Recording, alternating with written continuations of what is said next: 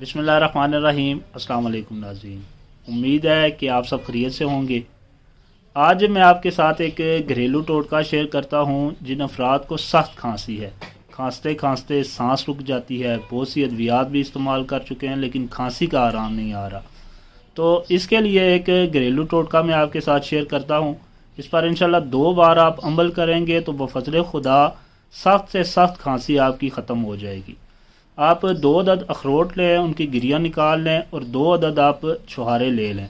आप जो आग जलाते हैं लकड़ियों की, लकड़ियाँ जलने के बाद जो राख बचती है, उस गर्म राख में आप 2 अदद अखरोट और 2 अदद छुहारे दबा दें।